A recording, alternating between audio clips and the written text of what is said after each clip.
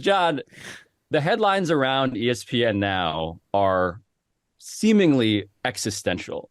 And there is talk of a minority stake in the company being sold, whether leagues themselves are in that. This dovetails completely with you and David's running conversation, long predating me, about ESPN being spun off, ESPN selling a subscription to an on-demand streaming service, which would come with prices that are quite different from the way that the monetization of ESPN goes now. What is your sense of ESPN, specifically in the lens of selling a minority stake? I think selling a minority stake is just a tactic to try to increase your valuation and solve some of the problems you have right now. And Walt Disney Company has a lot of debt.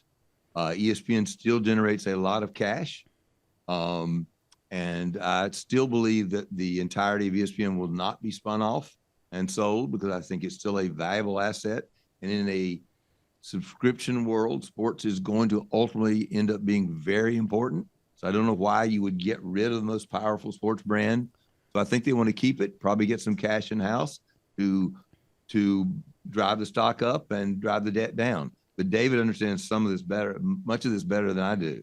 David, what do you think about that? Well, think about what Disney did. They started when Bob started Iger with the silos. He created the three different silos, and then we got into a discussion about what could be the future of any of those individual silos. Could they be spun off, the amusement parks, and then ESPN as the big silo? What Bob Iger did by announcing this is he started the ball rolling, and that becomes an avalanche, because when you're meeting with strategic partners, and he said it in a way that was interesting. It's a strategic partnership, like it's a limited partnership. We're not looking to give up control. All negotiations with LPs, none of them are about control until you start raising the price and asking for more money and giving away a greater percentage. Then control comes in the conversation. And what often happens is there's a pathway to control. I don't see a deal anywhere where Walt Disney will be able to sell a limited partnership share to anybody for ESPN, to say nothing of the leagues. I do see a path to control deal where there is money that's put in that pays down Disney debt, that bolsters and buttresses their stock price, that gives them, and you've done these deals, John. You did this with BamTech, and you did this with MLB, where it's almost a put-call situation. And that, to me, is the only way that you'll get Explain value. that. Explain the put call, David. Explain the put call as a term of art in this conversation. Put call is when you do a deal with somebody that I will buy 50% of your company at $10. Then, in 2 years, I have the option to buy the second 50% of your company, but for $20. And I have the right. I can call that 50% of the company, and I own it for $20. And I'm only going to do it if the company, that part is worth $30. But then there's something called a put, and they're related. A put means that when we make a deal that I can buy the second half of your company for $20, if it's only worth $10, I'm not going to exercise that call. But a put means that the owner of that 50% can give you that 50% at the $20 marker. So put calls are where you're making a future bet on valuation, and paths to control. Some of them involve a reappraisal, but most of them involve a number that you choose in the beginning, where ESPN would be worth blank billions, and Dan has tried to get you to give us that number, and you never have. I'm guessing you won't now, but you put a value on it today, and then the person who's buying in has the right to buy the entirety. That's the only way I see this ever happening. Yeah. It's interesting. You mentioned the BamTech deal, Dave. That was, of course, the opposite, right? That was ESPN buying a minority share. There was not a put or a call there. Yes. Kevin Mayer and I went to one BAM board meeting, and at the end of that meeting, we sat and said, I don't think we're going to go to many of these. I think we need to buy the rest of BamTech. That's a very different situation. We wanted that technology, and that is the technology that's driving Disney Plus, ESPN Plus, et cetera, et cetera. And I have no idea. You know better than I do. If I was at ESPN, I would not want to have a put call situation. I would want somebody to come in and have to renegotiate if they wanted to buy more, which is what we had to do with BamTech. Are you saying that that deal was not a step transaction? No. So let me tell you what was going on in the owner's room. Because what was going on is that it was presented to us when it was voted on that it was absolutely, there was a path to a complete sale that was at our option. And what you did is you then manipulated the situation because we all needed money. And so we ended up then agreeing to the rest of the company at a valuation that was below market. But it was always contemplated that it would be a complete turnover because when it was first approved, what would be the other reason that you'd be interested in joining us, if not to take over the whole thing? Well, that was our reason. And by the way, you may be right that there was a put call that I don't remember. I remember having to renegotiate again what we would pay, probably because we went so quick, right? I mean, there may have well been something that we never got to trigger in the future. And all I remember is what happened. Well, the tech aspect of this, for people who don't remember, like BamTech was an industry leader in terms of streaming at a time when streaming was not nearly as developed. And so that's how, as John alluded to, ESPN and Disney ended up using that technology internally. But on the level of who you want your strategic partner to be, give me your hierarchies, because we've mentioned leagues, we've mentioned tech giants. I assume there's just, financial institutions out there who might want a piece of the investment. Who do you want, if you're Disney, to be a strategic partner, if you had the choice? Me, top of my list is Apple. Why? Because ultimately, and this may be part of what's going on, David, is that ESPN is not being spun off, but they may be taking a minority investor who will then take the rest of ESPN later, right? And if there's somebody who could do that, it would be Apple. One, they can afford to. Two, Apple is now moving into sports. Why would Apple not want to be the leader in sports? So I can see a world where Disney wants to sell ESPN but retain some sort of position because it is a pretty sexy asset to have in their portfolio. And as you know, it's a high-performing asset in the portfolio. And to the extent that it can help in any way make the other assets that are more quote-unquote Disney-oriented, make them look financially stronger, I think there's a benefit to that.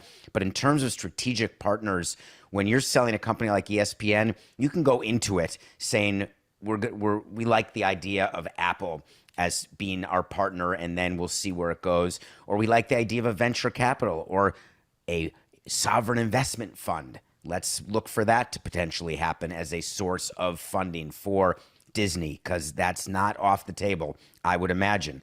But the real thing that interested me in this regard is leagues. Can you imagine them going to MLB, which they did, and said, hey, do you want to own ESPN or a part of it? It's MLB wanted to buy from Bally's the regional sports networks. The difference was in the valuation, where MLB had the networks valued and where Bally's had the networks valued.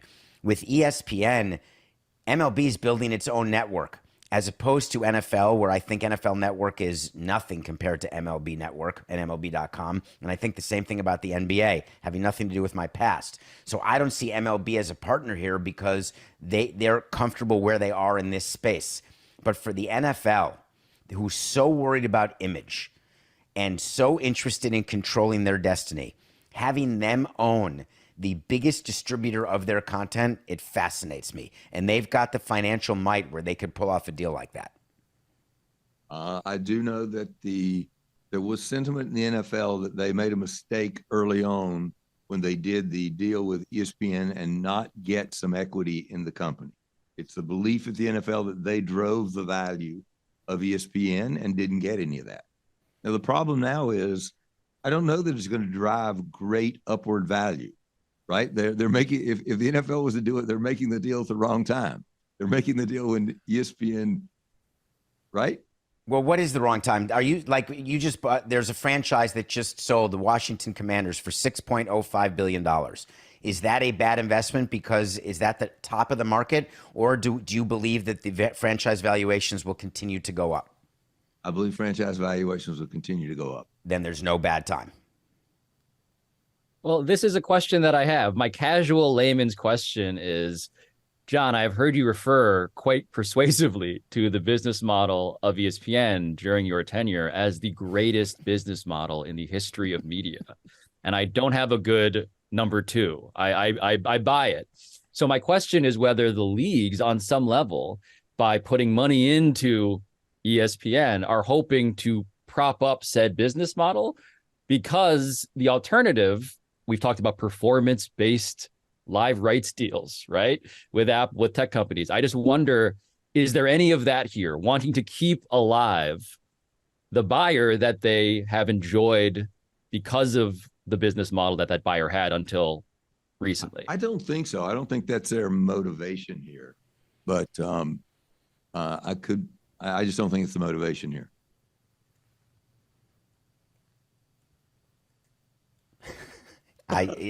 That's funny, John. Well, I can't let you go with that. Then what is the motivation? I don't know. As far as I know, there's only been potentially a meeting. I don't know what the motivation. My suggestion was that when the NFL had wished they had gotten some piece of ESPN, that was when it was worth $1 billion. That's what it was worth when Disney bought ABC Cap Cities for $19 billion. ABC was worth 18 and ESPN was worth 1 at that moment. You said I've never given you a number. I've always said ESPN was worth between 50 and $100 billion. I think that's a big, broad range. But when it went from 1 billion to 50 billion, that was the appropriate moment to have some equity. To have some equity now, what's it worth now? Probably $50 billion. Is it going to go to 100? I don't see it. No, I see ESPN being very valuable. I think it's an important part of their portfolio. I think people would like the brand value. They'd like to be the most important sports company in the world. But I don't see there being the kind of appreciation there would have been in the late 80s or early 90s. As long as they've got live sports and as long as they also have a production arm that does the unscripted that they do, I see their value continuing to rise. But I don't see at the end of the day any of the sports leagues stepping up at a valuation number that Disney board would be comfortable in doing a deal. So I don't think the leagues are going to end up being buyers, but it will not stop them from kicking the tires. So I'm left. John, I'm left with questions, though, and I don't think we're going to have time to answer these questions, but I have noticed that you two are both extremely bullish on, David, you're extremely bullish on franchise valuations. Yes, we believe that these things are going to go up and up. And this is despite the fact that the biggest buyer, the business model that we hailed as the greatest in the history of media, is changing radically. And tech companies are not quite so eager to spend in the ways that model did. And so the bet on franchise valuations going up is premised scarcity. On what, briefly? Scarcity, supply, demand. Exactly. That's ego and scarcity. I don't think they're tied to the business model of the distributors or their partners. I think the team values go up because it's like paintings. There's a scarcity and there's an increasing number of very, very well-to-do people who want to own one of them. Yeah. Anytime someone tells me we're not at the peak yet, only green arrows from here, I am a little bit worried for myself and for my daughter's tuition. But I suppose for now, Pablo, if you get a chance to get a team for $6 billion, you should go for it. The appreciation will pay for your daughter's education. Have a flock of children to pay for all of it. Anyway, thank you, Pablo. Yes. The Pablo Torre Investment Fund, not quite as robust, but until next time. Thank you very much. Thank you, David. Thank you, everybody.